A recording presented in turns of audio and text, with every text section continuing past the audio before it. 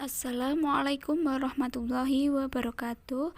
Perkenalkan, saya Yuliana dengan NIM 195221157 dari kelas Akuntansi Syariah 4D IAIN Surakarta. Di sini saya akan menyajikan sebuah video dengan judul Bitcoin dalam Perspektif Ekonomi Islam. Berikut videonya. Saat ini di era teknologi yang mengalami kemajuan yang sangat pesat, termasuk kemajuan teknologi di bidang ekonomi. Salah satunya yaitu kemajuan yang luar biasa adalah di bidang ekonomi, yaitu munculnya ide penciptaan mata uang baru yang berbasis pada kriptografi atau dikenal dengan cryptocurrency. Cryptocurrency adalah mata uang digital yang tidak diberikan regulasi oleh pemerintah dan tidak termasuk mata uang resmi, atau sering disebut dengan mata uang virtual yang berada di dunia maya. Salah satunya yaitu Bitcoin. Apa itu Bitcoin? Bitcoin merupakan mata uang digital yang tidak terikat kepada bank atau pemerintah dan memungkinkan para penggunanya untuk berbelanja dan menggunakan uang tersebut tanpa mengungkap jati diri mereka.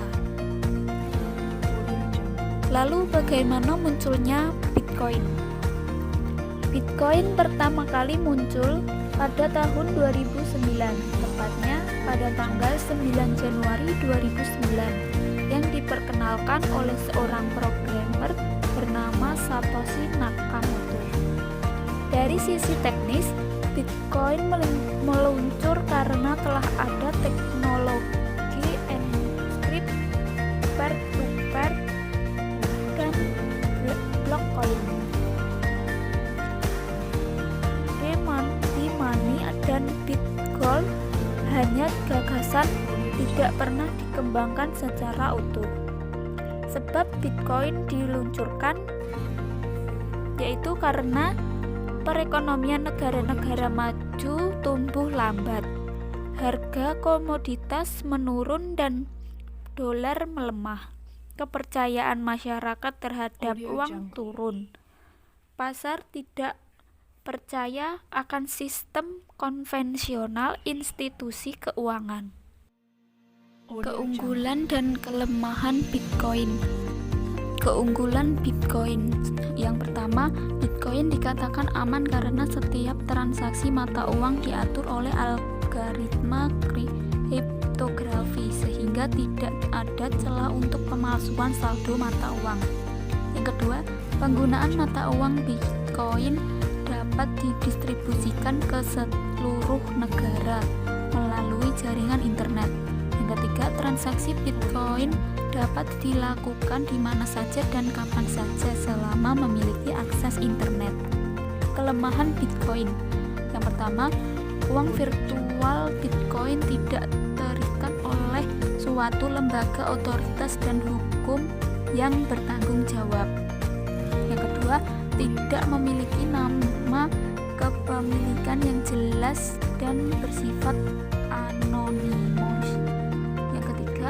Mata uang Bitcoin hanya bisa digunakan pada toko-toko tertentu saja yang menerima Bitcoin sebagai alat pembayaran. Yang keempat, mata uang Bitcoin tidak memiliki kemampuan dalam memenuhi permintaan pasar. Di negara Indonesia, Bank Indonesia telah menegaskan bahwa virtual currency termasuk Bitcoin tidak diakui sebagai alat pembayaran yang sah, sehingga dilarang digunakan sebagai alat pembayaran di Indonesia. Hal tersebut sesuai dengan ketentuan Undang-Undang Nomor 7 Tahun 2011, yaitu tentang mata uang dan Peraturan Bank Indonesia Nomor 20/6 PBI tahun 2018.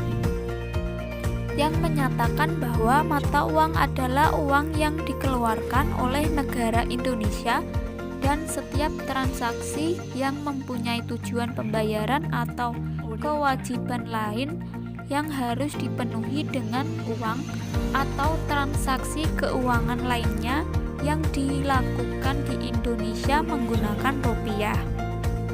Dalam legalitas dan hukum penggunaan Bitcoin dalam transaksi ekonomi Islam masih terjadi pro dan kontra di kalangan pakar ekonomi dan ulama.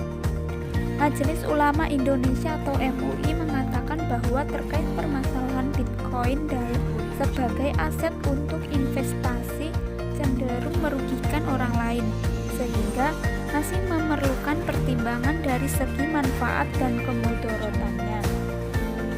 Hukum Bitcoin dalam ekonomi Islam. Bitcoin sebagai mata uang secara hukum Islam diperbolehkan, sedangkan ditinjau dari aspek kemudorotannya, transaksi jual beli Bitcoin tidak diperbolehkan jika terjadi spekulasi adanya unsur judi mengadu nasib sebagai sarana taruhan, tetapi semua kemudorotan dan maslahatnya tergantung dari pemilik dan pengguna. Sekian video dari saya. Terima kasih telah menonton. Jangan lupa like, komen, dan subscribe. Wassalamualaikum warahmatullahi wabarakatuh.